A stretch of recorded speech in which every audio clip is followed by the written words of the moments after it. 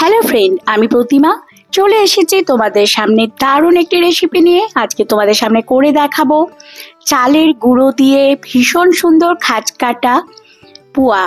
আজকে আমি তোমাদের সামনে করে দেখাবো চালের গুঁড়ো দিয়ে কিভাবে ভীষণ সুন্দর খাঁজকাটা কাটা সাদা ফটফটে দুধের মতো পুয়া তৈরি করে নিতে হয়। রেসিপিটা তোমাদের সাথে শেয়ার করে নিচ্ছি।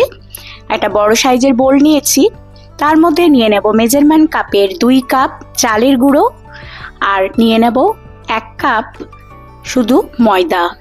3 কাপ হলো।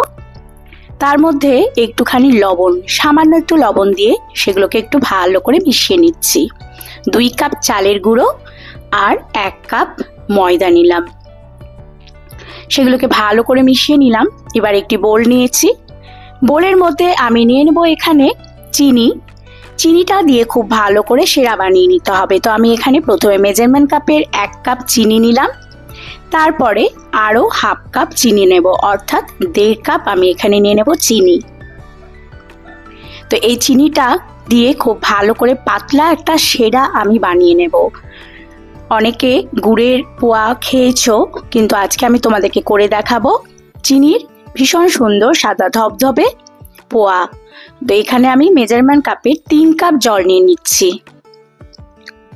সেইটিকে আমি ওভেনে চাপিয়ে ভালো করে পাতলা একটা সেরা তৈরি করে নেব।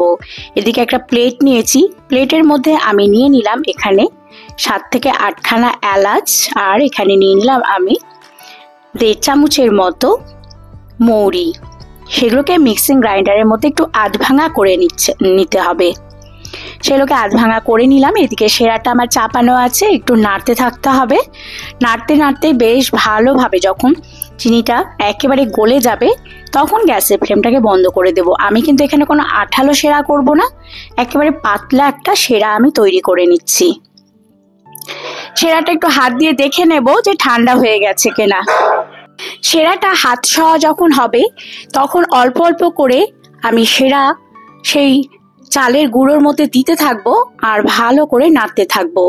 একেবারে কিন্তু সেরাটা দেব না, তাহলে কিন্তু চালের আটাটা ভালোভাবে মাখা হবে না, আর সেটি কিন্তু গোটা গোটা থেকে যাবে। তাই অল্প অল্প করে আমি কাপ দিয়ে তুলে তুলে সেই চিনির সেরাটা অল্প অল্প করে দিতে থাকবো, আর আমি ময়দাটাকে নাড়তে থাকবো অনবরত। বন্ধুরা, অনেকে অনেক ধরনের পোয়া তৈরি করে, তো আমি এবার দোলে স্পেশাল এই চিনির পোয়া তৈরি করেছি। তোমরাও চেষ্টা করবে এইভাবে পোয়া করার, খেতে কিন্তু অসাধারণ লাগে আর দেখতেও ভীষণ ভালো লাগে। তো এইভাবে খুব ভালো করে এইভাবে নাড়তে থাকবো, আর নাড়তে নাড়তে আমি তোমাদের দেখাচ্ছি যে আমার কতটা সেরা লেগেছে।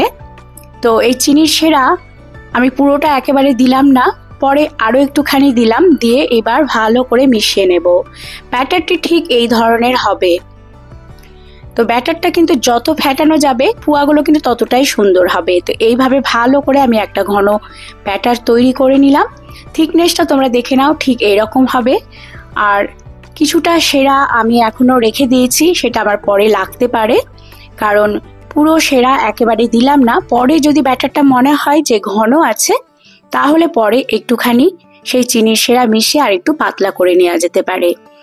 20 মিনিট পর আমি ঢাকনা তুলে তার নিয়ে নেব 2 চামচ পরিমাণ ঘি।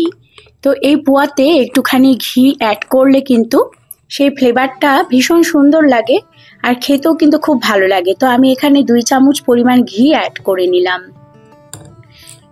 তারপরে খুব ভালো করে সেই ব্যাটারের সাথে কিন্তু ঘিটাকে মিশিয়ে নিতে হবে। একটু হাতে সময় নিয়ে ভালো করে ফেটিয়ে নিতে হবে। তো ব্যাটারটা বেশ কিছুক্ষণ আগে তৈরি করে রাখলে পোয়াগুলো কিন্তু বেশি সুন্দর হয়। তো এইভাবে আমি একটা সুন্দর ব্যাটার তৈরি করে নিলাম। থিকনেসটা তোমরা দেখে নাও, ঠিক এই ধরনের হবে, একেবারে পাতলা নয়, বেশ ঘন একটা ব্যাটার আমি বানিয়ে নিলাম। ব্যাটারটা আমার রেডি হয়ে গেছে। এবার আমি একটা কড়াই চাপালাম গ্যাসে, কড়াইটাকে ভালো করে গরম করে নিয়ে তার মধ্যে নিয়ে নেব বেশ খানিকটা তেল। তো এখানে পোয়া ভাজার জন্য কিন্তু তেলের পরিমাণটা একটু বেশি করেই নিতে হবে। আমি এখানে রিফাইন্ড অয়েল নিয়েছি। তেলটা আমার খুব ভালো করে যখন গরম হয়ে গেছে, গ্যাসের ফ্লেমটা একেবারে কমিয়ে দিয়েছি। এবার 1 হাতা করে ব্যাটার আস্তে করে দেব, আর সুন্দর একটা করে পোয়া আমি ভেজে তুলবো। তো দেখতে পাচ্ছ পোয়াগুলো আমার কতটা সুন্দর ফুলে উঠেছে। এইভাবে প্রত্যেকটা পোয়া কিন্তু বেশ অল্প সময়ের মধ্যেই হয়ে যায়, খুব বেশি সময় লাগে না, 1 থেকে 2 মিনিট সময় লাগবে একটা পোয়া ভেজে নিতে। তো এইভাবে একে একে পোয়াগুলোকে আমি ভেজে তুলবো। দেখতে পাচ্ছ যে আমি গ্যাসের ফ্লেমটা একেবারে কমিয়ে দিয়েছি। তো বন্ধুরা এখানে খেয়াল রাখতে হবে গ্যাসের ফ্লেম একেবারে কমিয়ে এই পোয়াগুলো ভাজতে হবে, তা না হলে পোয়াগুলো কিন্তু ওপরটা লাল হয়ে যাবে, দেখতে ভালো লাগবে না আর কড়া হয়ে যাবে। আর নরম তুলতুলে সফট এইরকম যদি পোয়া করতে চাও তাহলে কিন্তু গ্যাসের ফ্লেম কমিয়েই করতে হবে। 1 থেকে 2 মিনিট লাগে একটা পোয়া ভেজে নিতে। তো হয়ে গেল আমার সুন্দর এই চালের গুঁড়ো আর চিনির সেরা দিয়ে ভীষণ সুন্দর পোয়া। এইভাবে তোমরা তৈরি করে নিতে পারো দোলের স্পেশাল এই পোয়া। ভালো লেগে থাকলে অবশ্যই লাইক কমেন্ট শেয়ার করতে ভুলবে না, সাবস্ক্রাইব করার অনুরোধ রইল।